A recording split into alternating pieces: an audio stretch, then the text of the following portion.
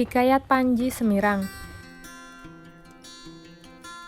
Hikayat Panji Semirang merupakan bagian dari cerita Panji Melayu. Banyak yang mengatakan bahwa asal-usul cerita Panji berasal dari Jawa. Namun demikian, cerita Panji Melayu memiliki perbedaan karena cerita Panji Melayu telah disesuaikan dengan kehidupan masyarakat Melayu. Menurut Rogers, cerita Panji berasal dari mitos bulan matahari yang membayangkan susunan struktur masyarakat zaman purba. Isi cerita Hikayat Panji Semirang dalam cerita Panji Melayu.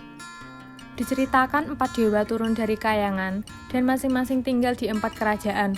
Ratu Kahuripan memerintah di kerajaan Kahuripan, Raja Daha memerintah di kerajaan Daha, Raja Gagelang memerintah di Gagelang, dan Ratu Biko Gendasari, bukan raja, bertempat tinggal di Gunung Wilis. Raja Daha memiliki 1 permaisuri dan 2 selir, yaitu Padukaliku dan Mahadewi, serta 2 orang putri, yaitu Galuh Candra Kirana dan Galuh Ajeng. Kedua putri raja itu memiliki watak yang sangat berbeda.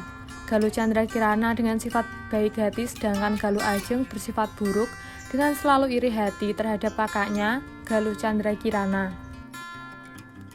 Dengan paras cantik dan hati yang baik hati, Galuh Candra Kirana mendapat pinangan dari putra Raja Kahuripan, Raden Inu Kertapati.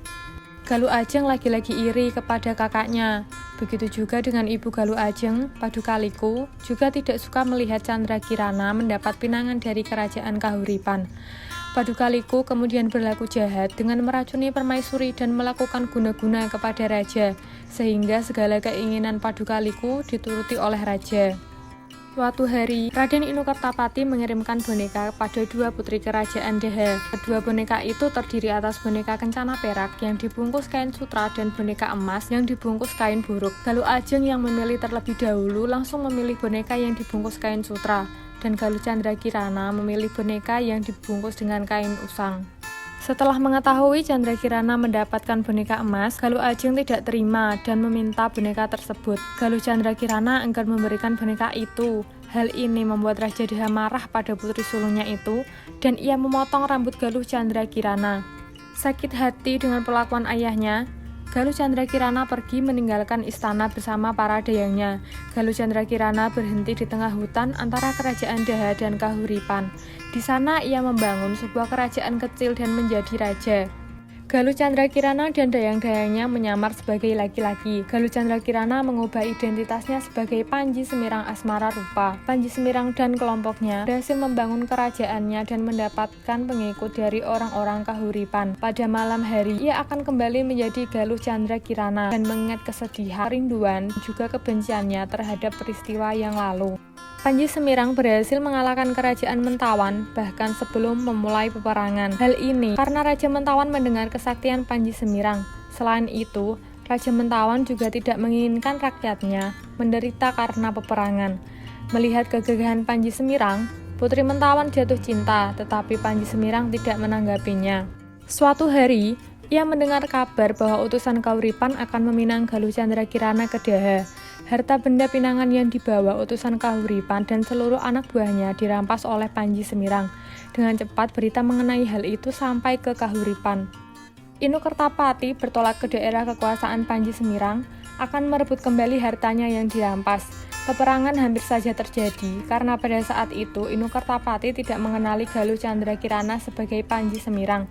Akan tetapi, peperangan dibatalkan karena Panji Semirang merasa lawannya tidak seimbang. Mereka akhirnya berteman.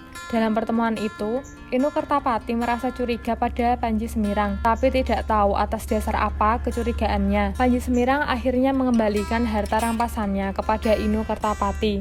Inu Kertapati melanjutkan perjalanan ke Daha. Namun dia kecewa setelah tiba di Daha, Galuh Candra Kirana sudah pergi. Padukaliku dan Raja Daha menipunya dengan mendandani Galuh Ajeng.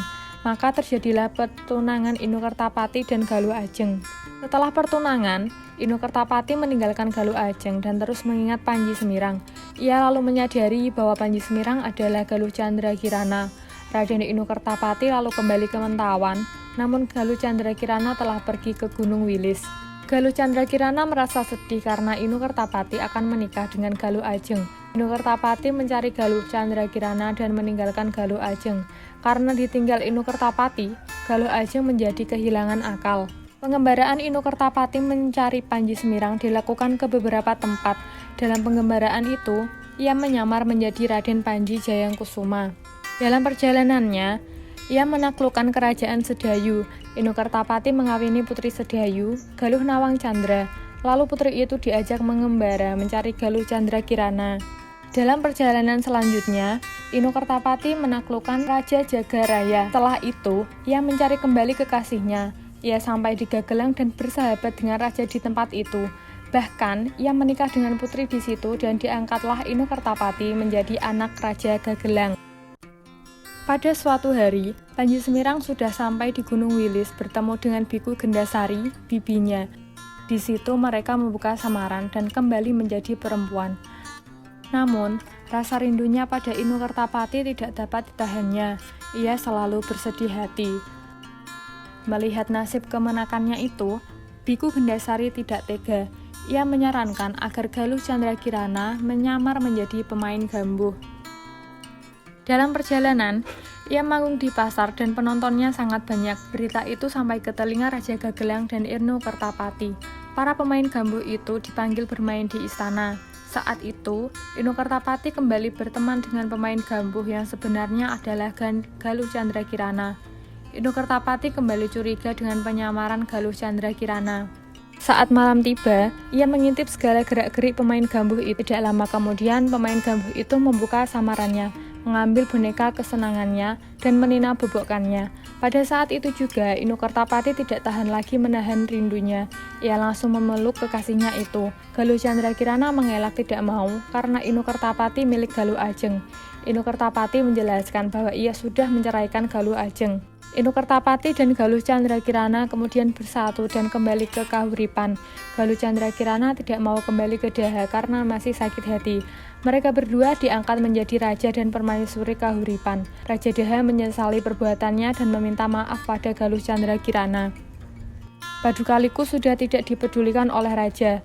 Padukaliku menyuruh saudaranya untuk pergi ke dukun untuk mengguna-guna raja kembali. Namun, saudaranya tersambar petir di tengah perjalanan. Mendengar hal tersebut, Padukaliku menjadi sedih dan kemudian jatuh sakit, akhirnya meninggal dunia.